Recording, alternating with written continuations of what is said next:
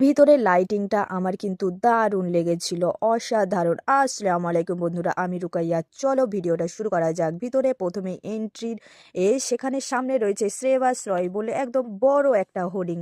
তারপরে আমরা গেট দিয়ে ঢুকে গেলাম। দেখতেই অপূর্ব একটা সুন্দর মুহূর্ত। ওখানে ভালো ভালো ছবি ক্লিপও নেওয়া যাবে। লাইটিং ফ্লাওয়ার্স দিয়ে অসাধারণ ডেকোরেশন করেছে, দারুণ লাগছিল। ফুলে ফুলে ভর্তি, ফুলে ফুলে ভর্তি। ওখানে এলসিডিও লাগিয়েছিল, যেখানে সকালে একটা রোড শো হয়েছিল, সেটাই সবাইকে দেখানো হচ্ছিল। দেখো কেমন লাগছে, আমি পুরো রাউন্ডটা তোমাদেরকে ঘুরে ঘুরে দেখাচ্ছিলাম। আমার তো দারুণ লাগছে।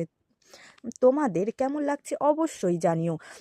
ফুলে ফুলে পুরো ভর্তি। তারপরে আমরা আস্তে আস্তে ভিতরে এন্ট্রি নিচ্ছি। দেখো ভিতরের গ্রাউন্ডটা দারুণ লাগছিল, লাইটিংয়ে লাইটিংয়ে ভর্তি। দুতলা ছিল, দুতলাতে পুরোটাই রুগী দেখা হচ্ছিল, আর নিচে একটা ফার্মাসি ছিল, সেখান থেকে ফ্রিতে মেডিসিন দিচ্ছিল। আমি নিচের ফ্লোরে একটা ফুল ভিডিও নিলাম। তোমাদের কেমন লাগছে অবশ্যই জানিও। আমার কিন্তু অসাধারণ সুন্দর লাগছে।